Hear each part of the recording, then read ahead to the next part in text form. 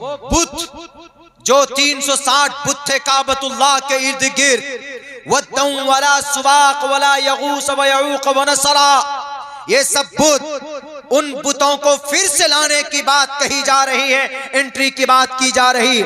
अरे जिन बुत परस्ती के खात्मे के लिए बीबी सुमैया के जिस्म के 2 टुकड़े हुए, और जिस शिर्क के खात्मे के लिए बिलाल हबशी के जिस्म में सुराख किया गया, जिस दीन इस्लाम की वहदानियत के प्रचार के लिए हजरत जुबैर की आंखें निकाली गई, आज आराम के साथ बैठे हो गद्दी पर और सोने के खान में बैठे हो, पानी के खजान, पेट्रोल के खजाने पर बैठे हो, तो आज तुमको नजर नहीं आती उनकी कुर्बानी जो सहाबाए कराम ने कुर्बानी दी थी। कई हजार सहाबाए कराम ने अपने खून को पानी की तरफ बहाकर तब जाकर इस्लाम हम तक पहुंचाया, और आज हम मुसलमान रोंते पैरों से। अब क्या कहिएगा, बोलिए तो किस पर विश्वास होगा? कितना बड़ा जुर्म है ये। अगर मैं झूठ बोलता हूं तो प्रिंट मीडिया के वेबसाइट पे जाइए आप, winter festival season has been organised in Saudi Arab, आप लिखिए, आपको पूरा आ जाएगा, सब कुछ आ जाएगा। किससे शिकवा करें? मैं कुछ बोलूं तो हमारे सीमांचल वाले नाराज हो जाते हैं कि मौलाना आपने शेख के खिलाफ बोला, आपने मोहम्मद बिन सलमान के खिलाफ बोला। यकीनन बोलूंगा, अगर मेरा बाप शरीयत के खिलाफ काम करेगा तो बोलूंगा, अगर मेरा बेटा मेरी बीवी शरीयत के खिलाफ काम कोई करेगा तो उनको भी तंबीह करूंगा। क्यों?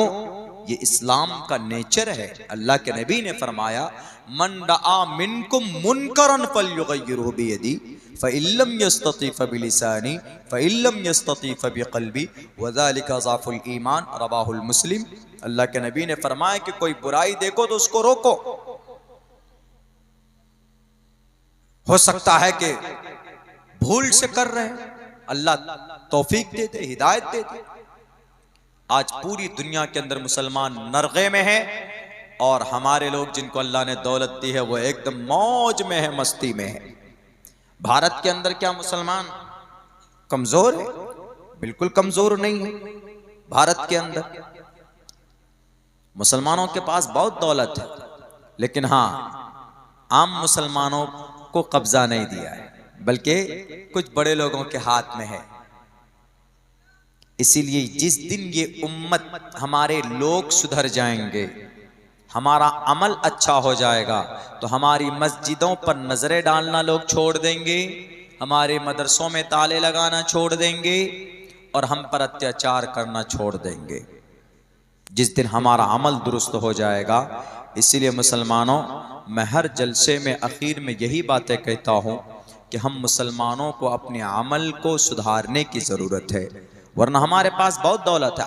आपको इस मस्जिद की तामीर के लिए चंदा करने की कोई ज़रूरत ही नहीं थी, अगर हमारी वो तंजीम अगर आपकी मदद करती। कौन सी तंजीम? वक्फ बोर्ड, जिसको मिस्टर मोदी जी अपना ले हथियाने की कोशिश कर रहे हैं। बहुत पैसा है, बहुत करोड़ों रुपए, 12,000 करोड़ रुपए सालाना इनकम है वक्फ बोर्ड का। कहां जाता है पैसा? वक्फ बोर्ड का पैसा कहां गया? मस्जिद बनी, वक्फ बोर्ड ने मस्जिद बनाई नहीं, कोई मदरसा चलाया नहीं, कोई हॉस्पिटल है नहीं, कोई यूनिवर्सिटी है नहीं, कोई इंस्टीट्यूट है नहीं, कोई ट्रेनिंग कॉलेज है नहीं, कोई यूपीएससी की कोचिंग सेंटर है नहीं, कोई नीट की एग्जाम के लिए बच्चों की तैयारी के लिए कोई बंदोबस्त है नहीं। तो पैसा कहां जा रहा है? तो घोटाला हो रहा। इसीलिए अल्लाह ने कहा, ज़हरल फसाद फिल बर्रि वल बहरी बिमा कसबत ऐदिन नास। लोगों की बदअमली की वजह से मिस्टर मोदी, मिस्टर योगी, मिस्टर अमित शाह खड़े होंगे। ये ऐसे नहीं हुए, ये भारत नहीं, भारत के मुसलमानों के अमल को दुरुस्त करने के लिए खड़े हुए, समझ लीजिए। इसीलिए मेरे भाइयों, चूंकि वक्त काफी हो चुका है, मैं आप लोगों से यही गुजारिश करूंगा कि इस वक्त 2-3 काम करना है। ये हमारे जितने भी नौजवान हैं, ये अपनी जवानी को महत्व नहीं देते हैं, ऐसे एकदम लफंगे की तरह जिंदगी गुजारते नहीं। एक एम सेट कीजिए और कम से कम अपनी ज़िंदगी में नमाज को जगह दीजिए। नमाज बहुत ज़रूरी है। आप यूँ सोचेंगे कि हम निकल जाएंगे, बिल्कुल नहीं। नमाज के बारे में सवाल होगा। जानबूझकर नमाज छोड़ने वाला कुफ्र के दरवाजे तक पहुंच जाता है। इमाम इसहाक बिन रावे कहते हैं कि वो तो काफिर हो जाता है जो जानबूझकर नमाज छोड़ता है। इसलिए माओ बहनों से भी कहूंगा कि आप नमाज की पाबंदी करें। मुसलमानों के चेहरे में नूर नहीं है, मुसलमान सुन्नत से दूर है। अल्लाह के नबी की सुन्नत पर कौन अमल करेगा? एक सुन्नत पर अमल करेंगे तो 100 शहीदों का सवाब रब देता है।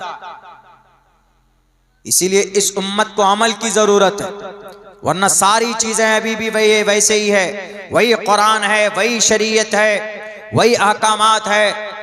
आज मानने वाले बदल गए तो अल्लाह ने निजाम को बदल दिया। पहले वही साहबी थे, वही कुरान था, वही 5 वक्त की नमाज थी, लेकिन ये किसी से डरते घबराते नहीं थे। आज अगर किसी का नाम लो तो डरते और घबराते। आज मिस्टर योगी और मोदी की बात अगर उसकी पुलिस आ जाए तो पैंट में पेशाब कर दिया जाता। ये बुज़दिली आई कहां से? ये बुज़दिली सिर्फ दुनिया की मोहब्बत ने पैदा की है आपके अंदर।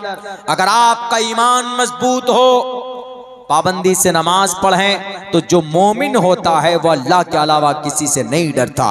वल्लाहु अहक्कु अन तख़शौ। इसीलिए मैं यही कहूंगा, इन द एन आखिर के अंदर में जितने भी लोग बचे हैं, मैं जानता हूं कि आप लोगों को भी नींद आ रही है और हम भी बहुत ज़्यादा थके हुए, बहुत लंबा सफ़र करके पहुँचे। चंपारण यानी 400 किलोमीटर दूर का सफ़र करके पहुँचे आपके जलसे में।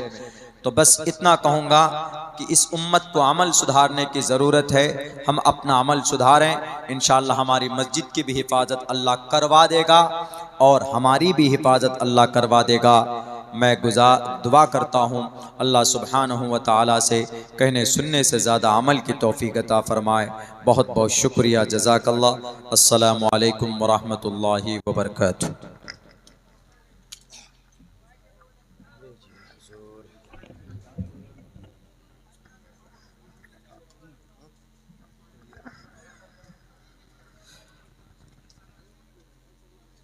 आप हजरात जनाब सालिम साहब चतुर्वेदी साहब की तकरीर समाअत फरमा रहे थे, जो कि हमारे इलाके ही नहीं बल्कि पूरे हिंदुस्तान के